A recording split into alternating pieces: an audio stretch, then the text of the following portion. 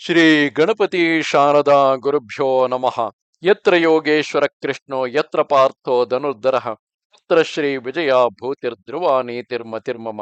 ಶ್ರೋತೃಗಳಿಗೆ ಶ್ರೀ ಅಳಸಿಂಗರಾಚಾರ್ಯ ವಿರಚಿತ ಶ್ರೀ ವ್ಯಾಸ ಮಹರ್ಷಿ ಪ್ರಣೀತ ಶ್ರೀಮನ್ ಮಹಾಭಾರತದ ಉದ್ಯೋಗ ಪರ್ವದಲ್ಲಿ ಸಂಜಯನು ಧೃತರಾಷ್ಟ್ರನಿಗೆ ಅರ್ಜುನನ ವಾಕ್ಯಗಳನ್ನು ತಿಳಿಸಿದುದು ಎಂಬ 48ನೆಯ ಅಧ್ಯಾಯಕ್ಕೆ ಸ್ವಾಗತ. ಆಗ ಧೃತರಾಷ್ಟ್ರನು ಸಂಜಯನನ್ನು ಕುರಿತು, ಸಂಜಯ, ಮಹಾತ್ಮನು ಯುದ್ಧೋತ್ಸಾಹಿಯೂ ದುಷ್ಟ ನಿಗ್ರಾಹಕನೂ ಆದ ಅರ್ಜುನನು ಹೇಳಿದ ಮಾತನ್ನು ಈ ಸಭೆಯ ಮುಂದೆ ತಿಳಿಸು ಎಂದನು. ಆಗ ಸಂಜಯನು ದುರ್ಯೋಧನನ ಕಡೆಗೆ ತಿರುಗಿ, ರಾಜಕುಮಾರ, ಇದನ್ನು ನೀನು ಅವಶ್ಯವಾಗಿ ಕೇಳಬೇಕು. ಆ ಅರ್ಜುನನು ಯುಧಿಷ್ಠಿರನ ಆಂತರ್ಯವನ್ನು ತಿಳಿದು ಮುಂದೆ ಯುದ್ಧ ಮಾಡುವ ದೃಢ ಉದ್ದೇಶದಿಂದ ಶ್ರೀಕೃಷ್ಣನು ಕೇಳುತ್ತಿರುವ ಹಾಗೆಯೇ ಯಾವ ಯಾವ ಮಾತುಗಳನ್ನಾಡಿದನೋ ಅವೆಲ್ಲವನ್ನು ಇಲ್ಲಿ ತಿಳಿಸುವೆನು. ಎಲೈ ರಾಜರೇ, ಎಲ್ಲರೂ ಕೇಳಿರಿ. ಆ ಅರ್ಜುನನಿಗೆ ತನ್ನ ವೀರ್ಯವಿಂಥದು ಎಂಬುದು ಚೆನ್ನಾಗಿ ತಿಳಿದಿದೆ. ಅವನಿಗೆ ಕುರುಗಳ ವಿಷಯದಲ್ಲಿ ಸ್ವಲ್ಪ ಮಾತ್ರವೂ ಭೀತಿಯಿಲ್ಲ. ಯುದ್ಧವನ್ನೇ ದೃಷ್ಟಿಯಲ್ಲಿ ಇಟ್ಟುಕೊಂಡು ಅವನು ಕೃಷ್ಣನ ಮುಂದೆ ಗರ್ವದೊಡನೆ ಹೇಳಿದ ಮಾತನ್ನು ದುರ್ಯೋಧನನು ಅವಶ್ಯವಾಗಿ ಕೇಳಬೇಕು. ಅವನ ಬಾಯಿಂದ ಹೊರಟ ಹಾಗೆಯೇ ಅದನ್ನು ಇಲ್ಲಿ ನಾನು ತಿಳಿಸುವೆನು. ಅರ್ಜುನನು ನನ್ನನ್ನು ಕುರಿತು, ಸಂಜಯ, ನಾನು ಹೇಳುವ ಈ ಮಾತುಗಳನ್ನೆಲ್ಲ ನೀನು ಅವಶ್ಯವಾಗಿ ದುರ್ಯೋಧನನಿಗೆ ತಿಳಿಸು. ಆ ದುರ್ಯೋಧನನು ಆತ್ಮಸ್ತುತಿ ಪರನು ದುರ್ಬುದ್ಧಿಯುಳ್ಳವನು ಆದ ಕರ್ಣನ ಮಾತನ್ನು ಕೇಳಿಕೊಂಡು ನನ್ನೊಡನೆ ಯುದ್ಧಕ್ಕಾಗಿ ಬಯಸುವಂತಿದೆ. ತನಗಾಗಿ ಬುದ್ಧಿಯಿಲ್ಲದ ಮೂಢನಾದುದರಿಂದಲೇ ಅವನು ಇತರರ ಮಾತನ್ನು ನಂಬಿಕೊಂಡು ಮರಣೋನ್ಮುಖನಾಗಿರುವನು. ಸಂಜಯ, ನಮ್ಮ ಮೇಲೆ ಯುದ್ಧಕ್ಕಾಗಿ ಕರೆಸಲ್ಪಟ್ಟಿರುವ ಎಲ್ಲಾ ರಾಜರು ಕೇಳುವಂತೆಯೇ ನೀನು ಈ ನನ್ನ ಮಾತುಗಳೆಲ್ಲವನ್ನು ಸಮಸ್ತ ಮಂತ್ರಿಗಳೊಡನೆ ಕೂಡಿದ ಧೃತರಾಷ್ಟ್ರ ರಾಜನಿಗೆ ತಿಳಿಸು ಎಂದು ಹೇಳಿದನು. ಎಲೈ ರಾಜರೇ, ವಜ್ರಹಸ್ತನಾದ ದೇವೇಂದ್ರನನ್ನು ದೇವತೆಗಳು ಹೇಗೋ ಹಾಗೆ ಬೇರೆ ಎಲ್ಲ ಪಾಂಡವರು ಸಂಜಯರು ಆ ಅರ್ಜುನನನ್ನು ಸುತ್ತಿ ಅವನ ಮಾತುಗಳೆಲ್ಲವನ್ನು ಬಹಳ ಶ್ರದ್ಧೆಯಿಂದ ಕಿವಿಗೊಟ್ಟು ಕೇಳುತ್ತಿದ್ದರು. ಅರ್ಜುನನು ಯುದ್ಧವೇ ಅವಶ್ಯ ಕರ್ತವ್ಯವೆಂದು ನಿಶ್ಚಯಿಸಿಕೊಂಡಿರುವವನು. ಕೈಯಲ್ಲಿ ಗಾಂಧೀವವನ್ನು ಸಿದ್ಧವಾಗಿ ಹಿಡಿದು ಕೋಪದಿಂದ ಕೆಂಪಾದ ಕಣ್ಣುಗಳೊಡನೆ ಅವನು ಹೇಳಿದ ಮಾತುಗಳನ್ನು ಕೇಳಿರಿ. ಆ ದುರ್ಯೋಧನನು ಅಣ್ಣನಾದ ಯುಧಿಷ್ಠಿರನಿಗೆ ರಾಜ್ಯವನ್ನು ಬಿಟ್ಟುಕೊಡದಿದ್ದ ಕೌರವರೆಲ್ಲರೂ ತಮ್ಮ ಪಾಪ ಫಲವನ್ನು ತಪ್ಪದೆ ಅನುಭವಿಸಬೇಕಾಗುತ್ತದೆ. ಅವರು ಪೂರ್ವ ಜನ್ಮದಲ್ಲಿ ಎಷ್ಟೋ ಪಾಪವನ್ನು ಮಾಡಿದುದರಿಂದಲೇ ಈಗ ಅವರಿಗೆ ಈ ಬುದ್ಧಿಯು ಹುಟ್ಟಿರಬೇಕು. ಭೀಮಸೇನನು, ಅರ್ಜುನನಾದ ನಾನು, ಈ ನಕುಲ ಸಹದೇವರು, ವಾಸುದೇವನಾದ ಶ್ರೀಕೃಷ್ಣನು ಇಂಥವರೊಡನೆ ಯುದ್ಧಕ್ಕೆ ನಿಲ್ಲಬೇಕೆಂಬ ಬುದ್ಧಿಯು ಹುಟ್ಟಬೇಕಾದರೆ ಅದು ಕೇಡುಗಾಲಕ್ಕಲ್ಲದೆ ಬೇರೆಯಲ್ಲ. ಇದಲ್ಲದೆ ಶೈನೇಯ, ಧೃಷ್ಟದ್ಯುಮ್ನ, ಶಿಖಂಡಿ ಮುಂತಾದ ಮಹಾವೀರರೊಡನೆಯೂ ನೆನೆಸಿದ ಮಾತ್ರದಿಂದಲೇ ಭೂಮ್ಯಾಕಾಶಗಳನ್ನು ದಹಿಸಬಲ್ಲ ಮಹಾತ್ಮನಾದ ಯುಧಿಷ್ಠಿರನೊಡನೆಯೂ ದುರ್ಯೋಧನನು ಯುದ್ಧವನ್ನು ಬಯಸುವಂತಿದೆ. ವಾಸ್ತವದಲ್ಲಿ ಆ ದುರ್ಯೋಧನನು ಇಂಥವರೊಡನೆ ಯುದ್ಧಕ್ಕೆ ಸಿದ್ಧನಾದ ಪಕ್ಷದಲ್ಲಿ ನಮಗೆ ನಿರಾಯಾಸವಾಗಿ ಕಾರ್ಯವು ಸಿದ್ಧಿಸಿದಂತೆಯೇ. ಓ ದುರ್ಯೋಧನ, ನೀನು ಪಾಂಡವರ ಸೊತ್ತಿಗೆ ಮಾತ್ರ ಆಸೆಪಟ್ಟು ಅನ್ಯಾಯವಾಗಿ ಕೆಟ್ಟು ಹೋಗಬೇಡ. ನಿನಗೆ ಯುದ್ಧವನ್ನೇ ಮಾಡಬೇಕೆಂಬ ದೃಢ ನಿಶ್ಚಯವಿದ್ದರೆ ಸಿದ್ಧನಾಗಿ ಬಂದು ನಿಲ್ಲು. ನೀನು ಇದುವರೆಗೆ ಕಾಡಿನಲ್ಲಿ ಪಾಂಡವರನ್ನು ಎಷ್ಟೆಷ್ಟು ವಿಧದಿಂದ ಕಷ್ಟಪಡಿಸಿ ದುಃಖ ಶಯ್ಯೆಯಲ್ಲಿ ಮಲಗಿಸಿಟ್ಟೆಯೋ ಅದಕ್ಕೆ ಪ್ರತಿಯಾಗಿ ಅವರು ನಿನ್ನನ್ನು ರಣರಂಗದಲ್ಲಿ ಎಂದೆಂದಿಗೂ ಎಚ್ಚರವಾಗದಂತೆ ದೀರ್ಘ ನಿದ್ರೆಯನ್ನು ಉಂಟು ಮಾಡುವ ಅಂತ್ಯ ಶಯ್ಯೆಯಲ್ಲಿ, ಅಂದರೆ ಕೊನೆಗಾಲದ ಹಾಸಿಗೆಯಲ್ಲಿ ಮಲಗಿಸಿಡುವುದು ನಿಶ್ಚಯವು. ದುರಾತ್ಮನು ಅನೀತಿಯಲ್ಲಿಯೇ ಪ್ರವರ್ತಿಸತಕ್ಕವನು ಆದ ಆ ದುರ್ಯೋಧನನು ಜ್ಞಾನ, ತಪಸ್ಸು, ಇಂದ್ರಿಯ ನಿಗ್ರಹ, ಶೌರ್ಯ, ಲಜ್ಜೆ, ಧರ್ಮರಕ್ಷಣ, ಧನ ಸಂಪತ್ತು ಇವೆಲ್ಲ ಗುಣಗಳಿಂದಲೂ ಕೌರವ ಪಾಂಡವರಿಗೆಲ್ಲ ಮೇಲೆನಿಸಿದ ಯುಧಿಷ್ಠಿರನಲ್ಲಿಯೇ ಅತಿಕ್ರಮಿಸಿ ನಡೆದನು.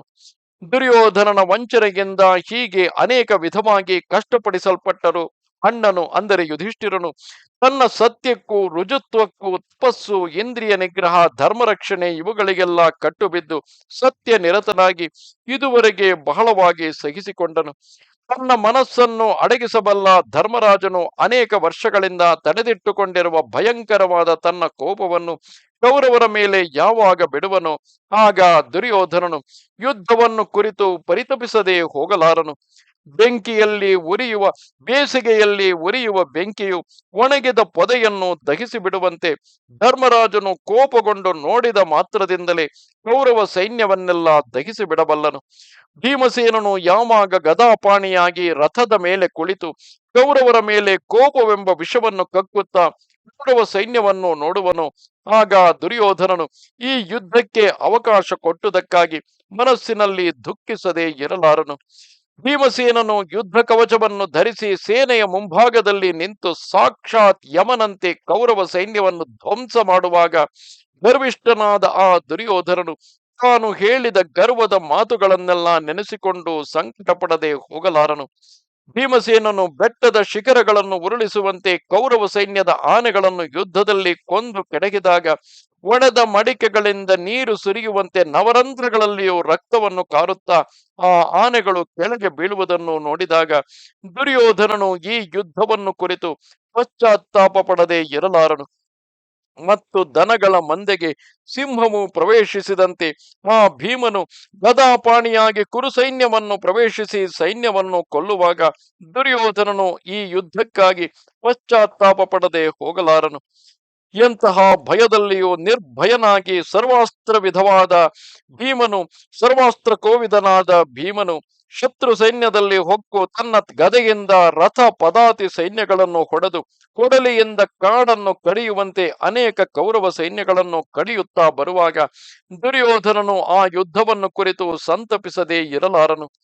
ಹುಲ್ಲು ಮೆದೆಗಳಿಂದಲೂ ಗುಡಿಸಲುಗಳಿಂದಲೂ ತುಂಬಿದ ಒಂದು ಗ್ರಾಮಕ್ಕೆ ಬೆಂಕಿ ಹಿಡಿದು ದಗ್ಧವಾಗುವಂತೆ ಭೀಮನ ಶಸ್ತ್ರ ಜ್ವಾಲೆಯಿಂದ ತನ್ನ ಸೈನ್ಯವೆಲ್ಲವೂ ದಗ್ಧವಾಗಿ ಅಲ್ಲಿನ ಯೋಧರು ವೀರರು ಹತರಾಗಿ ದಗ್ಧ ಶೇಷವಾದ ಸೈನ್ಯಗಳೆಲ್ಲವೂ ರಣರಂಗದಿಂದ ಹಿಂತಿರುಗಿ ಓಡುತ್ತಿರುವುದನ್ನು ಯಾವಾಗ ನೋಡುವನು, ಆಗ ದುರ್ಯೋಧನನು ಆ ಯುದ್ಧವನ್ನು ಕುರಿತು ಪರಿತಪಿಸದೆ ಹೋಗಲಾರನು.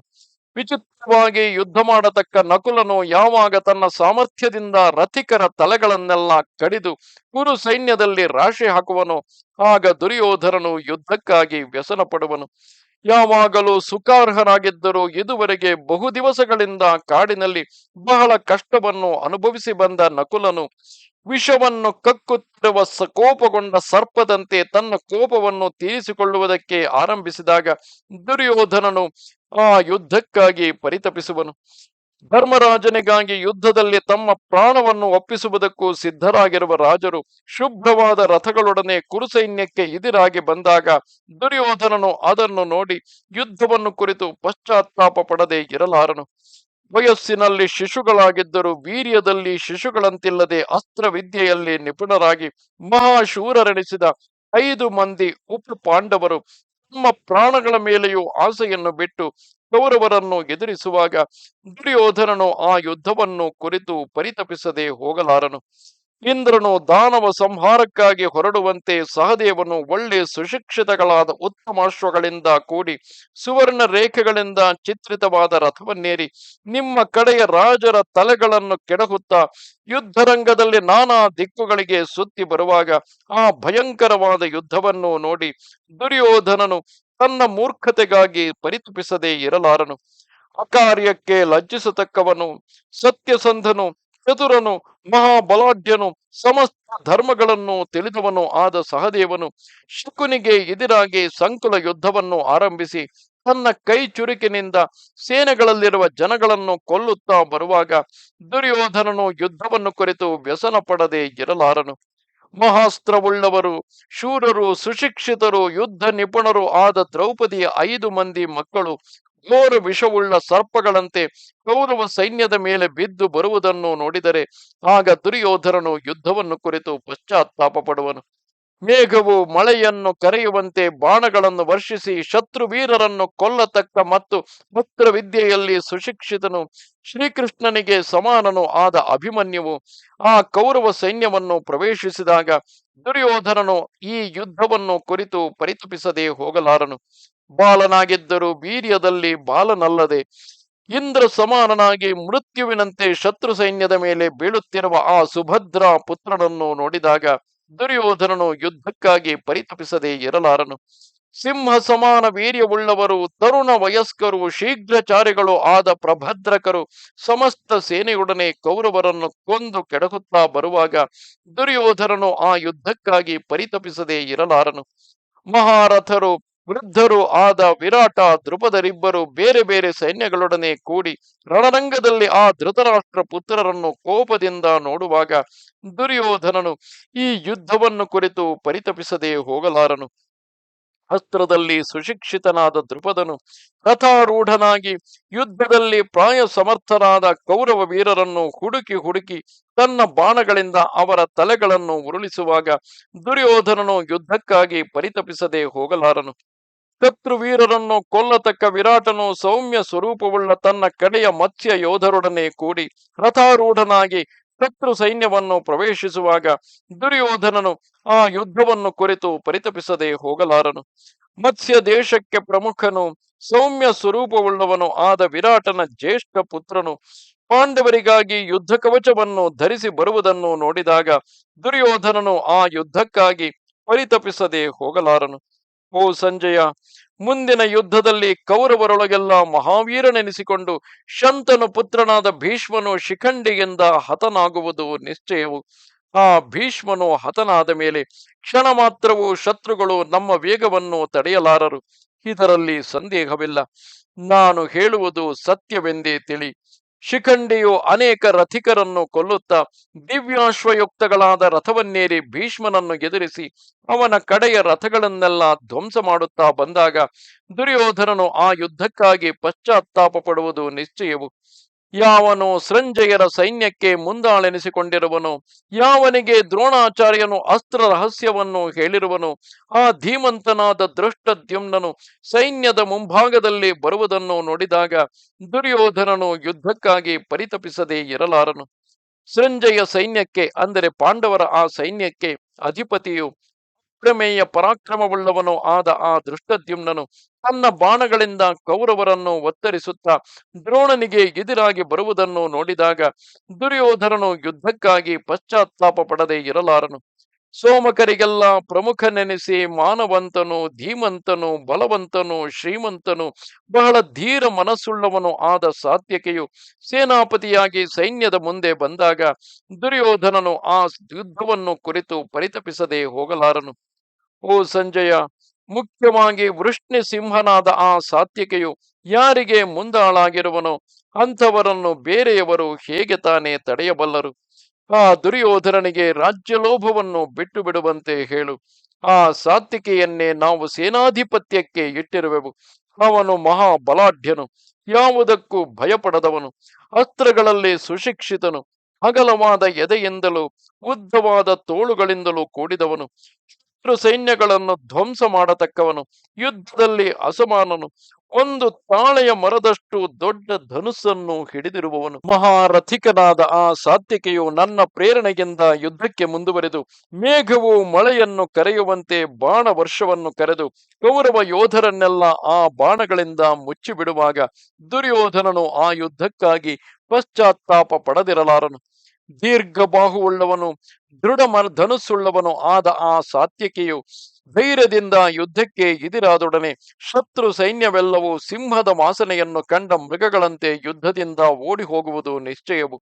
ಮಹಾತ್ಮನಾದ ಆ ಸಾತ್ವಿಕೆಯು ಬೆಟ್ಟಗಳನ್ನಾದರೂ ಬಾಣಗಳಿಂದ ಭೇದಿಸಬಲ್ಲವನು, ಸಮಸ್ತ ಲೋಕಗಳನ್ನು ಸಂಹರಿಸಬಲ್ಲವನು, ಅಸ್ತ್ರಗಳಲ್ಲಿ ಮಹಾ ಚತುರನು, ಹಸ್ತ ವೇಗವುಳ್ಳವನು, ಆಕಾಶದ ಸೂರ್ಯನಂತೆ ಬೆಳಗುವವನು.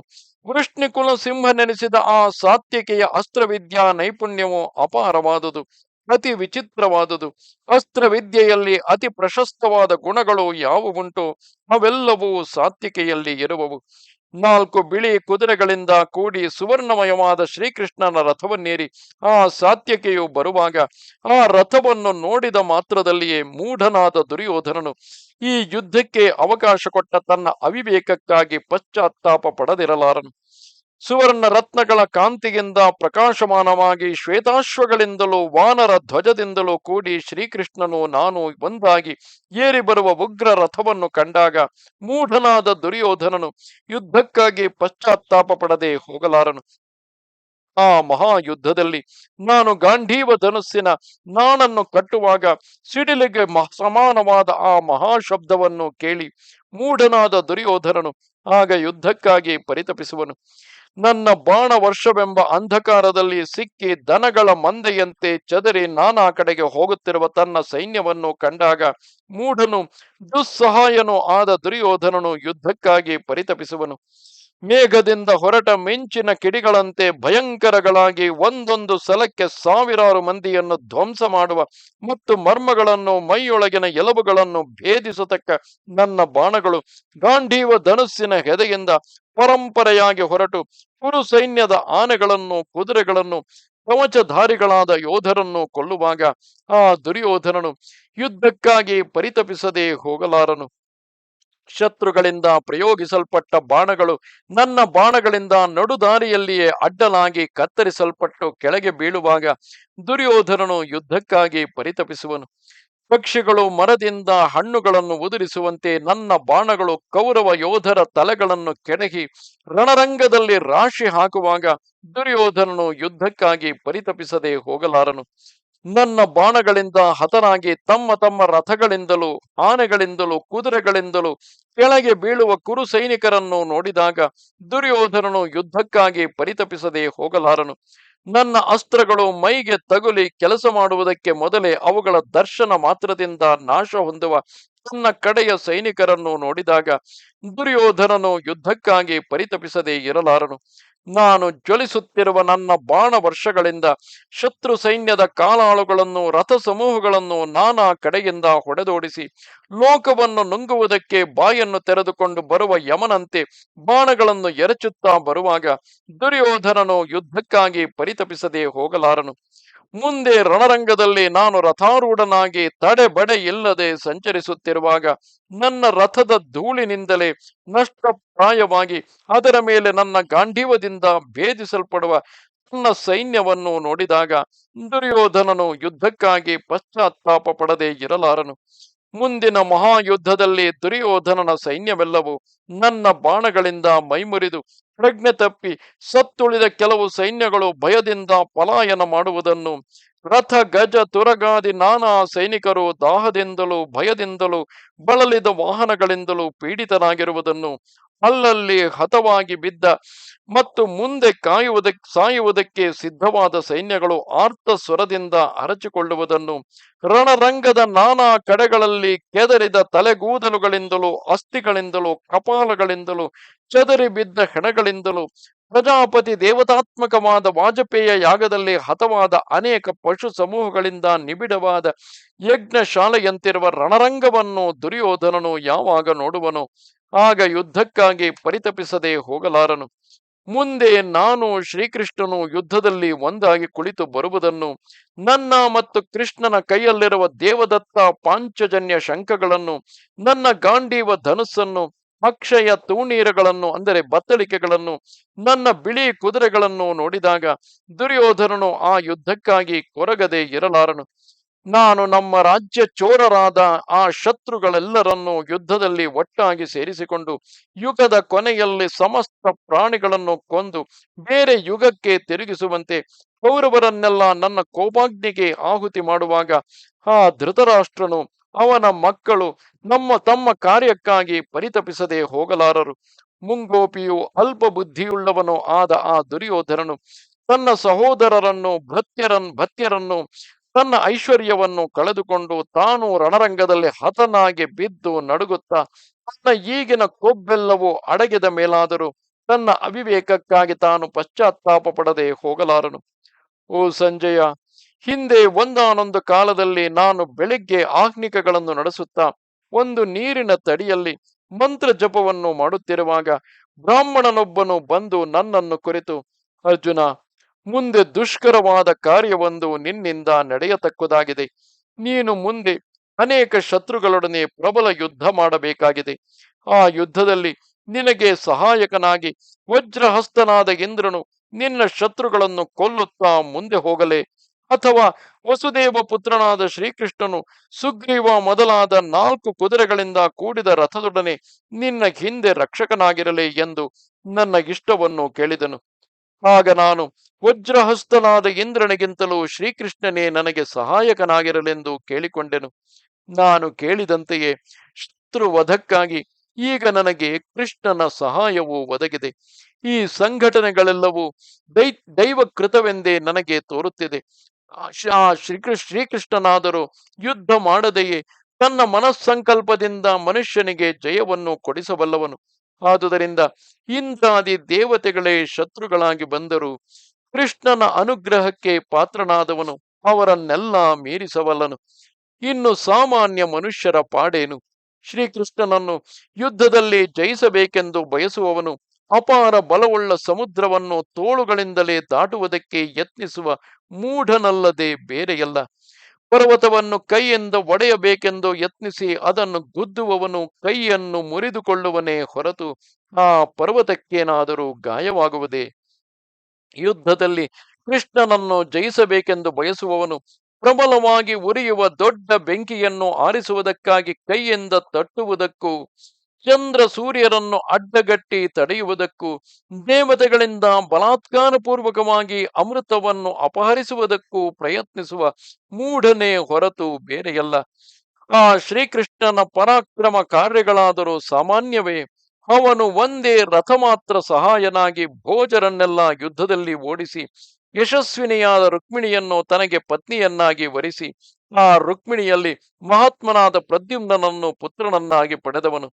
ಗಾಂಧಾರ ರಾಜರನ್ನೆಲ್ಲ ನಿಗ್ರಹಿಸಿ ನಗ್ನಜಿತ್ತಿನ ಎಲ್ಲ ಪುತ್ರರನ್ನು ಜಯಿಸಿ ಸೆರೆಯಲ್ಲಿ ಕಟ್ಟು ಬಿದ್ದು ಮರೆಯಿಡುತ್ತಿದ್ದ ಸುದರ್ಶನನೆಂಬ ದೇವಶ್ರೇಷ್ಠನನ್ನು ಬಿಡಿಸಿದವನು. ಕವಾಟವೆಂಬ ನಗರದಲ್ಲಿ ಪಾಂಡ್ಯನನ್ನು ಕೊಂದವನು. ಕಳಿಂಗರನ್ನು ದಂತವಕ್ತ್ರನನ್ನು ಸಂಹರಿಸಿದನು. ವಾರಾಣಸಿ ಎಂಬ ನಗರಿಯು ಇವನಿಂದ ದಗ್ಧವಾಗಿ ಅನೇಕ ವರ್ಷಗಳವರೆಗೆ ಅದಕ್ಕೆ ಪಾಲಕರಿಲ್ಲದಂತಾಯಿತು. ಹಿಂದೆ ಯುದ್ಧದಲ್ಲಿ ನಿಷಾದ ದೇಶದ ರಾಜನಾಗಿ ಎಂಥವರಿಗೂ ದುರ್ಜಯನೆನಿಸಿದ ಏಕಲವ್ಯನೆಂಬ ನಿಷಾದ ರಾಜನನ್ನು ಇವನೇ ಕೊಂದನು. ಆಗ ಅವನು ವೇಗದಿಂದ ಪರ್ವತಕ್ಕೆ ತಾಡಿಸಲ್ಪಟ್ಟು ಇಂದ್ರ ಹತನಾದ ಜಂಭಾಸುರನಂತೆ ಸತ್ತು ಬಿದ್ದನು. ಮತ್ತು ಇವನು ಹಿಂದೆ ಬಲರಾಮನೊಡಗೂಡಿ ಸಭಾ ಮಧ್ಯದಲ್ಲಿ ಕುಳಿತಿದ್ದ ಉಗ್ರಸೇನನ ಮಗನಾದ ಕಂಸನನ್ನು ಅವನ ಆಸನದಿಂದ ಎಳೆದು ಹಾಕಿ ವೃಷ್ಣಿಗಳು ಅಂಧಕರು ಮೊದಲಾದ ಅವನ ಕಡೆಯವರೆಲ್ಲರೂ ನೋಡುತ್ತಿದ್ದ ಹಾಗೆಯೇ ಅವನನ್ನು ಕೊಂದು ಉಗ್ರಸೇನನಿಗೆ ರಾಜ್ಯವನ್ನು ಕೊಟ್ಟನು. ಮತ್ತು ಇವನು ಗಗನಚಾರಿಯಾಗಿ ಮಹಾಭಯಂಕರನಾದ ಸಾಲ್ವನೆಂಬ ಸೌಭದೇಶದ ರಾಜನನ್ನು ಕೊಂದನು. ಮಹಾಮಾಯಾವಿಯಾದ ಆ ಸಾಲ್ವನು ಬೀಸಿದ ಶತಗ್ನಿಯನ್ನು ಸೌಭದ್ವಾರಪುರದಲ್ಲಿ ಇವನು ತನ್ನ ಕೈಯಿಂದಲೇ ತಡೆದು ಆತುಕೊಂಡನು. ಅಂತಹ ಕೃಷ್ಣನೊಡನೆ ಯಾವನು ತಾನೇ ಇದಿರಾಗಿ ನಿಂತು ತಡೆಯಬಲ್ಲನು? ಭಯಂಕರವಾದ ಮತ್ತು ಎಂಥವರಿಗೂ ದುರ್ಗಮವಾದ ಪ್ರಾಗ್ಜ್ಯೋತಿಷವೆಂಬ ನಗರದಲ್ಲಿದ್ದ ಮಹಾಬಲಶಾಲಿಯಾದ ನರಕಾಸುರನು ಭೂಮಿಯ ಪುತ್ರನು. ಅವನು ಅದಿತಿ ದೇವಿಯ ಕಿವಿಯಲ್ಲಿದ್ದ ರತ್ನ ಕುಂಡಲಗಳನ್ನು ಅಪಹರಿಸಿ ತಂದವನು. ಮೃತ್ಯು ಭಯವೇ ಇಲ್ಲದ ದೇವತೆಗಳೆಲ್ಲ ಇಂದ್ರನೊಡನೆ ಸೇರಿ ಬಂದರೂ ಅವನನ್ನು ಎದುರಿಸಲಾರದೆ ಹೋದರು. ಕೊನೆಗೆ ಅವರು ಶ್ರೀಕೃಷ್ಣನ ಮಹಾಮಹಿಮೆಯನ್ನು, ಪರಾಕ್ರಮವನ್ನು, ಅವನ ದಿವ್ಯಾಯುಧವನ್ನು, ಇವನ ಅವತಾರದ ಪ್ರಯೋಜನವನ್ನು ಚೆನ್ನಾಗಿ ತಿಳಿದು ಶ್ರೀಕೃಷ್ಣನಲ್ಲಿಗೆ ಬಂದು ಆ ದೈತ್ಯನನ್ನು ಕೊಲ್ಲುವುದಕ್ಕಾಗಿ ಪ್ರಾರ್ಥಿಸಿಕೊಂಡರು. ಈ ಕೃಷ್ಣನು ಕೂಡ ಅವರಿಗೆ ಅಭಯವನ್ನು ಕೊಟ್ಟು ಆ ದುಷ್ಕರ ಕಾರ್ಯವನ್ನು ನಡೆಸಲು ಒಪ್ಪಿಕೊಂಡನು. ನಿರ್ಮೋಚನವೆಂಬ ನಗರಕ್ಕೆ ಪ್ರವೇಶಿಸಿ 6,000 ಮಂದಿ ಅಸುರರನ್ನು ಕೊಂದು ಅವರ ಆಯುಧಗಳನ್ನು, ಪಾಶಗಳನ್ನು ಕ್ಷಣ ಮಾತ್ರದಲ್ಲಿ ಕಡಿದು ಹಾಕಿದನು. ಅಲ್ಲಿಯೇ ಆತನು ಮುರಾಸುರನನ್ನು ಇನ್ನೂ ಅನೇಕ ರಾಕ್ಷಸರನ್ನು ಕೊಂದನು. ಆ ನಗರದೊಳಗೆ ಪ್ರವೇಶಿಸಿದ ಮೇಲೆ ಕೃಷ್ಣನಿಗೂ ನರಕಾಸುರನಿಗೂ ಅಲ್ಲಿ ಯುದ್ಧವು ಪ್ರಾರಂಭವಾಗಿ ಕೊನೆಗೆ ನರಕಾಸುರನು ಕೃಷ್ಣನಿಂದ ಹತನಾಗಿ ಬಿರುಗಾಳಿಗೆ ಸಿಕ್ಕಿ ಮುರಿದು ಬಿದ್ದ ಕರ್ಣಿಕಾರ ವೃಕ್ಷದಂತೆ ಸತ್ತು ಬಿದ್ದನು. ಹೀಗೆ ಕೃಷ್ಣನು ಮುರಾಸುರ, ನರಕಾಸುರರಿಬ್ಬರನ್ನು ಕೊಂದು ಅವನಿಂದ ಅಪಹರಿಸಲ್ಪಟ್ಟಿದ್ದ ಅದಿತಿಯ ರತ್ನ ಕುಂಡಲಗಳೆರಡನ್ನು ತೆಗೆದುಕೊಂಡು ಜಯಲಕ್ಷ್ಮಿಯಿಂದಲೂ ಕೀರ್ತಿಯಿಂದಲೂ ಕೂಡಿದವನಾಗಿ ಅಲ್ಲಿಂದ ಹಿಂತಿರುಗಿದನು. ಎಣೆಯಿಲ್ಲದ ಮಹಾಮಹಿಮೆಯುಳ್ಳ ಇವನ ಅದ್ಭುತ ಕಾರ್ಯಕ್ಕೆ ಸಂತೋಷಿಸಿ ದೇವತೆಗಳೆಲ್ಲರೂ ಅವನನ್ನು ನೋಡಿ, ಎಂತಹ ಯುದ್ಧದಲ್ಲಿಯಾದರೂ ನಿನಗೆ ಸ್ವಲ್ಪವೂ ಬಳಲಿಕೆ ಇಲ್ಲದಿರಲಿ, ಜಲದಲ್ಲಿಯಾಗಲಿ ಆಕಾಶದಲ್ಲಿಯಾಗಲಿ ನಿನ್ನ ಸಂಚಾರಕ್ಕೆ ತಡೆಯಿಲ್ಲದಿರಲಿ, ಯಾವ ಶಸ್ತ್ರಗಳು ನಿನ್ನ ದೇಹವನ್ನು ನಾಟಿ ನೋವನ್ನು ಉಂಟು ಮಾಡದಿರಲಿ ಎಂಬಿ ವರಗಳನ್ನೆಲ್ಲ ಕೊಟ್ಟರು. ಹೀಗೆ ದೇವತೆಗಳಿಂದ ಅನೇಕ ವರಗಳನ್ನು ಪಡೆದು ಕೃತಾರ್ಥನಾಗಿ ಬಂದ ಆ ಕೃಷ್ಣನ ಮಹಿಮೆಯು ಊಹಿಸುವುದಕ್ಕೂ ಸಾಧ್ಯವಲ್ಲದುದು. ಅವನು ಮಹಾಬಲಾಢ್ಯನು, ಎಲ್ಲ ಗುಣ ಸಮೃದ್ಧಿಯಿಂದ ಕೂಡಿದವನು, ಅಪಾರ ವೀರ್ಯವುಳ್ಳವನು, ಸಾಕ್ಷಾನ್ ಮಹಾವಿಷ್ಣುವೇ ಅವನು, ಎಂಥವರಿಗೂ ಸಹಿಸಲ ಸಾಧ್ಯನಾದವನು. ಇಂತಹ ಕೃಷ್ಣನನ್ನು ತಾನು ಜಯಿಸುವೆನೆಂದು ಮೂಢನಾದ ಆ ದುರ್ಯೋಧನನು ನೆನೆಸುವಂತಿದೆ. ಕೃಷ್ಣನನ್ನು ತಾನು ಕೈ ಸೆರೆ ಹಿಡಿಯಬಹುದೆಂದು ಯೋಚಿಸುವಂತಿದೆ. ಕೃಷ್ಣನು ಇದನ್ನೆಲ್ಲ ತಿಳಿದಿದ್ದರೂ ನಮ್ಮನ್ನು ನೋಡಿ ಎಲ್ಲವನ್ನೂ ಸಹಿಸಿಕೊಂಡಿರುವನು. ಆ ದುರ್ಯೋಧನನು ಈಗಲೂ ನನ್ನಿಂದ ಕೃಷ್ಣನನ್ನು ಅಗಲಿಸಬೇಕೆಂದು ಸಮಯವನ್ನು ಹುಡುಕುತ್ತಿರುವನು. ಕೃಷ್ಣನಿಗೆ ಪಾಂಡವರಲ್ಲಿರುವ ಮಮತೆಯನ್ನು ಅವನು ಹೇಗೆ ತಪ್ಪಿಸಬಲ್ಲನೋ ಅದು ಮುಂದಿನ ಯುದ್ಧದಲ್ಲಿ ಅವನಿಗೆ ಚೆನ್ನಾಗಿ ತಿಳಿಯದೆ ಹೋಗಲಾರದು. ಓ ಸಂಜಯ, ಈಗ ನಾನು ಯುದ್ಧವನ್ನು ಆರಂಭಿಸಿದರೆ ನಮ್ಮ ಆಚಾರ್ಯರನ್ನೇ ನಾನು ಎದುರಿಸಬೇಕಾಗಿ ಬರುವುದು. ಆದರೇನು, ನಾನು ರಣರಂಗಕ್ಕೆ ಹೋದೊಡನೆ ಮೊದಲು ತಾತನಾದ ಭೀಷ್ಮನಿಗೂ, ದ್ರೋಣ ಅಶ್ವತ್ಥಾಮರಿಗೂ, ಅಪ್ರತಿಮನಾದ ಕೃಪಾಚಾರ್ಯನಿಗೂ ನಮಸ್ಕರಿಸಿ ನಿರ್ಭಯವಾಗಿ ನನ್ನ ರಾಜ್ಯಕ್ಕೆ ಹೋರಾಡದೆ ಬಿಡಲಾರೆನು. ಧರ್ಮ ದೇವತೆಯೇ ತಾನಾಗಿ ಪಾಪಿಗಳಾದ ಕೌರವರನ್ನು ನಾಶ ಮಾಡುವುದೆಂದು ನನಗೆ ದೃಢವಾದ ನಂಬಿಕೆಯುಂಟು. ಘಾತುಕರಾದ ಆ ಧೃತರಾಷ್ಟ್ರ ಪುತ್ರರು ಕಪಟ ದ್ಯೂತದಲ್ಲಿ ನಮ್ಮನ್ನು ಸೋಲಿಸಿ 12 ವರ್ಷಗಳವರೆಗೆ ನಾವು ಕಾಡಿನಲ್ಲಿ ಕಷ್ಟಪಡುವಂತೆ ಮಾಡಿದರು. ಅಲ್ಲಿಂದಾಚೆಗೆ 1 ವರ್ಷದ ಅಜ್ಞಾತವಾಸವನ್ನು ಕಳೆದು ಬದುಕಿ ಬಂದೆವು. ನಾವು ಇನ್ನೂ ಸಾಯದೆ ಬದುಕಿರುವಾಗ ನಮ್ಮಲ್ಲಿ ವೈರ ಬೆಳೆಸಿದ ಆ ಕೌರವರಿಗೆ ಇನ್ನು ಮೇಲೆ ಸುಖವಿಲ್ಲಿಯದು, ಮತ್ತು ಅವರಿಗೆ ರಾಜ್ಯವಾಗಲಿ ಆ ಪದವಿಯಾಗಲಿ ನಿಲ್ಲುವುದೆಂದರೇನು? ಓ ಸಂಜಯ, ಈಗ ಒಂದು ವೇಳೆ ಇಂದ್ರಾದಿ ದೇವತೆಗಳೇ ಅವರಿಗೆ ಬೆಂಬಲವಾಗಿದ್ದು ಯುದ್ಧದಲ್ಲಿ ಅವರೇ ನಮ್ಮನ್ನು ಜಯಿಸುವ ಪಕ್ಷದಲ್ಲಿ ಆಗ ಲೋಕದಲ್ಲಿ ಧರ್ಮಕ್ಕಿಂತಲೂ ಅಧರ್ಮವೇ ಮೇಲೆಂದು ಸಿದ್ಧವಾಗುವುದು. ಆಗ ಸತ್ಕಾರ್ಯಗಳೊಂದು ಕೆಲಸಕ್ಕೆ ಬಾರವೆಂದು ಸ್ಥಿರಪಡುವುದು. ಒಂದು ವೇಳೆ ಯುದ್ಧದಲ್ಲಿ ಪೌರುಷಕ್ಕೂ ಸತ್ಕಾರ್ಯಗಳಿಗೂ ಸಂಬಂಧವೇನೂ ಇಲ್ಲವೆಂದು, ಆ ಕೌರವರಿಗಿಂತಲೂ ನಮ್ಮಲ್ಲಿ ವಿಶೇಷವೇನೂ ಇಲ್ಲವೆಂದು ಆ ದುರ್ಯೋಧನನು ನೆನೆಸಿಕೊಂಡಿದ್ದರೂ ಇರಲಿ. ಆಗಲೂ ಶ್ರೀಕೃಷ್ಣನೊಡನೆ ಸೇರಿ ಆ ದುರ್ಯೋಧನನನ್ನು ಅವನ ಸಮಸ್ತ ಪರಿವಾರದೊಡನೆ ನಾನು ಕೊಲ್ಲುವುದೇ ನಿಶ್ಚಯವು. ಆ ದುರ್ಯೋಧನನ ಪಾಪ ಕೃತ್ಯಕ್ಕೂ ನಮ್ಮ ಸುಕೃತಕ್ಕೂ ತಕ್ಕ ಫಲವುಂಟಾದರೆ ಮಾತ್ರ ಮುಂದಿನ ಯುದ್ಧದಲ್ಲಿ ಕೌರವರಿಗೆ ಪರಾಜಯವಾಗಬೇಕಾದುದೇ ನ್ಯಾಯವು. ಎಲೈ ಕೌರವರೇ, ಕಣ್ಣಿಂದ ಕಂಡ ಹಾಗೆ ನಾನು ಹೇಳುತ್ತಿರುವೆನು. ನೀವು ಯುದ್ಧಕ್ಕೆ ನಿಂತರೆ ಮಾತ್ರ ನಿಮಗೆ ನಾಶವು ನಿಶ್ಚಯವು. ಯುದ್ಧಕ್ಕೆ ಮುಂದಾಗದಿದ್ದರೆ ನೀವು ಉಳಿಯುವಿರಿ. ಆ ಯುದ್ಧದಲ್ಲಿ ನಾನು ಯಾವನನ್ನು ಉಳಿಸುವ ಹಾಗಿಲ್ಲ. ಕರ್ಣನೊಡನೆ ಸೇರಿಸಿ ಧೃತರಾಷ್ಟ್ರ ಪುತ್ರರಾದ ನಿಮ್ಮೆಲ್ಲರನ್ನು ಕೊಂದು ಕೌರವ ರಾಜ್ಯವನ್ನೆಲ್ಲ ಜಯಿಸಿ ನಾನು ಕೈವಶ ಮಾಡಿಕೊಳ್ಳುವುದೇ ಸಿದ್ಧವು. ಹೇಗೆ ಉಚಿತವೋ ಹಾಗೆ ಮಾಡಿರಿ. ಇಷ್ಟರಲ್ಲಿಯೇ ನೀವು ನಿಮ್ಮ ಪತ್ನಿಯರು ಮೊದಲಾದ ಇಷ್ಟ ಭೋಗಗಳನ್ನೆಲ್ಲ ಯಥೇಷ್ಟವಾಗಿ ಅನುಭವಿಸಿ ಬಿಡಿರಿ. ನಮ್ಮಲ್ಲಿ ವಯೋವೃದ್ಧರಾದ ಅನೇಕ ಬ್ರಾಹ್ಮಣೋತ್ತಮರುಂಟು. ಅವರು ಅನೇಕ ವಿಷಯಗಳನ್ನು ಓದಿದವರು, ಶೀಲವಂತರು, ಒಳ್ಳೆ ಉತ್ತಮ ಕುಲದವರು, ಸಂವತ್ಸರ ಗತಿಗಳನ್ನೆಲ್ಲ ಚೆನ್ನಾಗಿ ಬಲ್ಲವರು, ಜ್ಯೋತಿಷದಲ್ಲಿ ನಿಪುಣರು, ಗ್ರಹ ನಕ್ಷತ್ರ ಗತಿಗಳನ್ನು ಬಹಳ ನಿರ್ಣಯವಾಗಿ ತಿಳಿದವರು, ಅದೃಷ್ಟ ಸಂಬಂಧವಾದ ಹಾನಿ ವೃದ್ಧಿಗಳ ರಹಸ್ಯವನ್ನೆಲ್ಲ ತಿಳಿಯಬಲ್ಲವರು, ಭವಿಷ್ಯದ್ ವೃತ್ತಾಂತಗಳನ್ನು ತಿಳಿದು ಹೇಳಬಲ್ಲವರು, ಅವರು ಎಂತಹ ಪ್ರಶ್ನೆಗಳನ್ನಾದರೂ ತಿಳಿದು ಹೇಳಬಲ್ಲವರು. ಅಂಥವರು ಹೇಳುವುದನ್ನು ಕೇಳಿದರೆ ರಾಶಿ ಚಕ್ರಗಳು, ಮುಹೂರ್ತಗಳು ಮುಂತಾದವೆಲ್ಲವೂ ಮುಂದೆ ಕೌರವ ಸಂಜಯರಿಗೆಲ್ಲ ಮಹತ್ತಾದ ಕ್ಷಯವನ್ನು, ಪಾಂಡವರಿಗೆ ಜಯವನ್ನು ಸೂಚಿಸುತ್ತಿರುವವು. ಅಜಾತ ಶತ್ರುವಾದ ಧರ್ಮರಾಜನು ಕೂಡ ಶತ್ರು ನಿಗ್ರಹಕ್ಕಾಗಿ ಸಿದ್ಧನಾಗಿರುವನು.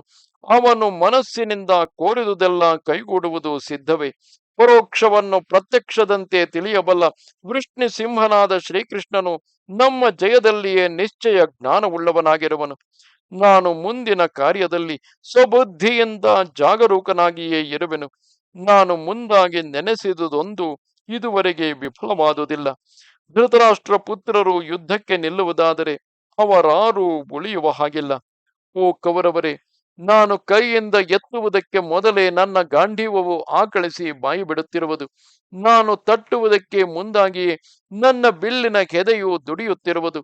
ನಾನು ಕೈ ಹಿಡದೆಯೇ ನನ್ನ ಬಾಣಗಳು ಬತ್ತಳಿಕೆಯಿಂದ ಹೊರಗೆ ಬರಲು ಹಾರಿ ಹಾರಿ ಕುಣಿಯುತ್ತಿರುವವು.